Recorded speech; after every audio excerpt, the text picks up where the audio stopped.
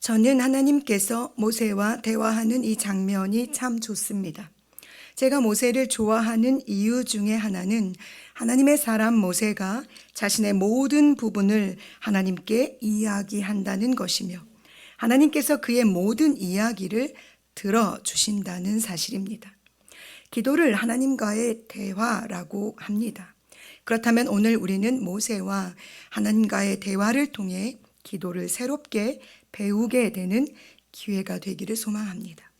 지금 모세의 기도의 주제는 과거의 실패를 어떻게 극복하고 일어나 하나님의 사람으로 사명자로 다시 설 수 있는가입니다. 모세는 거룩하신 하나님의 임재 앞 부르심 앞에 섰습니다.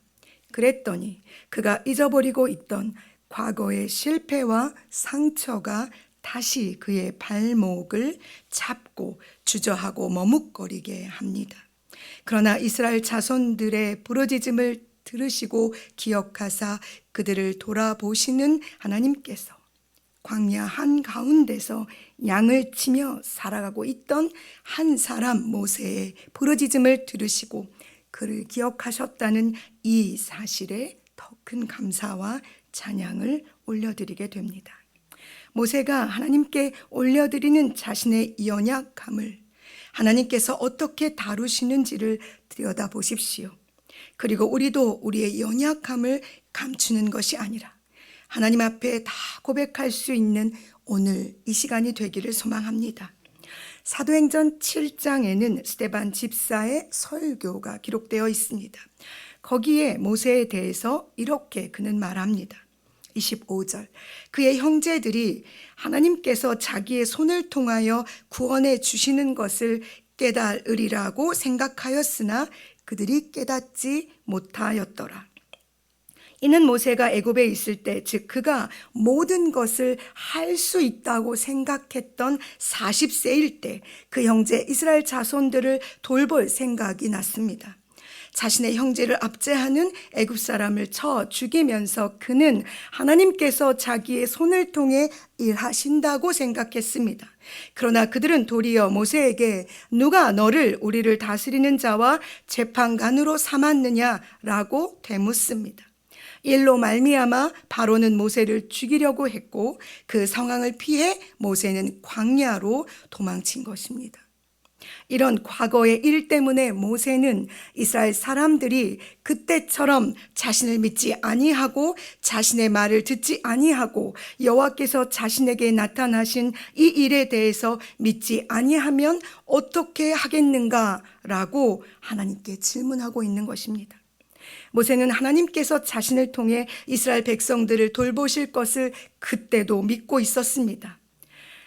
왜냐하면 히브리 사람이었지만 그는 특별하게 애굽의 궁전에서 자랐고 하나님께서 분명히 자신을 통해 고통받는 동족의 아픔을 돌아보게 하시고자 자신을 선택하셨다고 생각할 수밖에 없었으니까요.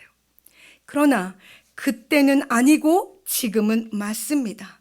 왜냐하면 그때는 하나님께서 말씀하지 않으셨고 지금은 하나님께서 말씀하고 계시니까요. 그때는 스스로의 힘으로 자신의 권력으로 자신의 지혜로 하려고 했으나 지금은 하나님께서 함께 하심으로 하나님께서 친히 하시는 것이니 바로 지금이 모세가 일어나야 할 때인 것이 확실합니다. 사랑하는 여러분, 우리가 기다리며 인내로 기도하며 인내로 기다려야 할 때가 바로 이때입니다.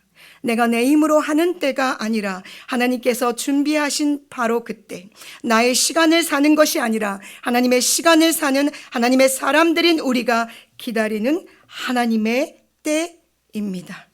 어쩌면 모세에게 애굽은 실패와 좌절의 과거이며 두려움의 장소일 것입니다.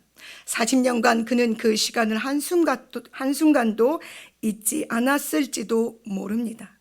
40년 동안 돌아가지 못하는 곳이라면 분명히 그곳은 돌아가고 싶은, 그러나 계속해서 그 기억이 돌아가지 못하도록 발목을 잡는 그런 곳이 바로 애굽이었을 것입니다. 그런 그의 손에 들려 있던 지팡이를 하나님께서 주목하십니다. 크고 아름답고 세련된 지팡이가 아닙니다. 그가 40년간 광야에서 양을 칠 때 사용한 지팡이입니다. 가끔 우리는 하나님께서 우리를 사용하실 때 관심을 끌만한 그 무엇인가를 주실 것이라고, 혹은 그런 사람들을 사용하실 것이라고 생각합니다. 그러나 하나님의 방법은 그 기대를 벗어날 때가 더 많습니다. 하나님께서는 우리의 일상에서 우리가 성실하게 살아내는 삶에 바로 그것을 사용하십니다. 우리가 가지고 있는 것이 화려하지 않아도, 때론 너무 초라해서 드러내기 부끄러울 정도로 볼품 없어 흠모할 만한 것이 아니더라도 괜찮습니다. 하나님께서 주목하여 바로 그것을 보시고 내 손에 있는 것이 무엇이냐라고 물으시면 그것이 바로 하나님께서 쓰시는 귀한 도구가 됩니다. 모세에게는 양을 치던 삶의 현장에서 그의 손에 들려 있던 투박하고 거친 지팡이였습니다.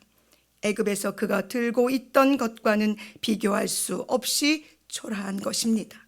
그러나 20절에 모세가 하나님의 지팡이를 손에 잡는 순간 그 지팡이는 모세가 마지막 숨을 다하는 순간까지 하나님께서 그와 함께 하신다는 증거가 되었습니다. 여러분의 손에는 무엇이 있습니까? 차마 부끄러워 내놓을 수 없는 바로 그것을 하나님께서 주목하여 보신다면 그것은 여러분과 제가 이 땅에서 살아가는 모든 순간에 하나님의 능력을 드러내는 증거가 될 것입니다. 그러니 과거의 실패와 좌절이, 돌아가고 싶으나 돌아갈 수 없는 상처가 여러분을 광야에 머물러 있게 하지 않도록 여러분의 이름을 부르시는 하나님을 향하여 나아가시기를 간절히 소망합니다. 사도행전 7장 22절에서 모세가 애굽 사람의 모든 지혜를 배워 그의 말과 하는 일들이 능하더라라고 기록하고 있습니다. 그런데 모세는 나는 입이 뻣뻣하고 혀가 둔한 자라고 자신을 평가합니다. 광야 40년은 모세를 그렇게 변하게 했습니다. 그러나 여호와께서 분명히 말씀하십니다. 누가 사람의 입을 지었느냐? 누가 말 못하는 자나 못 듣는 자나 눈 밝은 자나 맹인이 되게 하였느냐? 나 여호와가 아니냐? 이제 핑계하지 마십시오. 우리를 지으신 분이 하나님이십니다. 그리고 하나님께서 우리를 보낼 만한 자라고 하신다면 우리는 이제 일어나 하나님께서 보내시기를 작정하신 그것으로 반드시 가야만 합니다. 내가 일어나 발을 떼서 걷기를 시작할 때 하나님께서 앞서 가셔서 하나님께서 일하십니다. 모세가 모든 기도를 끝낸 후 일어나 이스라엘 백성을 향해 나아갔을 때 오늘 본장 31절에 백성이 믿으며 여호와께서 이스라엘 자손을 찾으시고 그들의 고난을 살피셨다 함을 듣고 머리 숙여 경배하는 놀라운 일이 벌어진 것처럼 말입니다. 사랑하는 여러분, 우리를 가장 잘 아시는 하나님께서 오늘도 우리를 그곳으로 보내십니다. 그러니 일어나 우리에게 허락하신 그곳에서 우리의 손에 들려있는 하나님의 지팡이가 하나님의 능력을 드러낼 수 있도록 살아냅시다.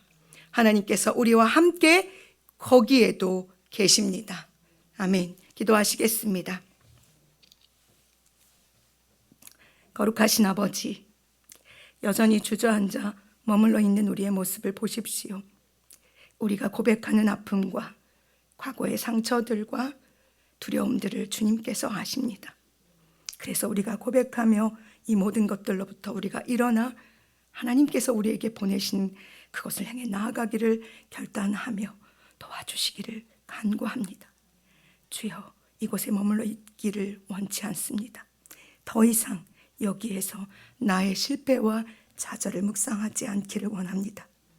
하나님께서 우리에게 보여주시는 새로운 땅, 새로운 사명의 눈떠, 그것을 향해 설레며 기쁘고 감사함으로 나아가기를 소망하오니 우리를 인도하여 주시옵소서. 도와 주시옵소서. 예수님의 이름으로 기도합니다. 아멘. 사랑하는 여러분, 오늘 우리는 중보기도의 시간으로 금요일 저녁을 맞이합니다. 이 시간 많은 이들이 모여서 하나님 앞에 부르짖어 기도하는 시간이 되기를 소망합니다. 그러니 여러분에게 허락되어지는 모든 기도의 자리, 예배의 자리를 잊지 않고 기억하기를 위하여 기도해 주십시오. 아울러 이제 곧 수능이 있습니다. 수능을 준비하는 고3 수험생들과 그리고 다시 재수하며 이것을 준비하는 친구들을 위해서 그들에게 그들의 손에 들려있는 지팡이를 볼 수 있는 믿음의 눈을 주시기를 간절한 마음으로 기도하시다가 여러분의 삶의 자리로 돌아가시겠습니다.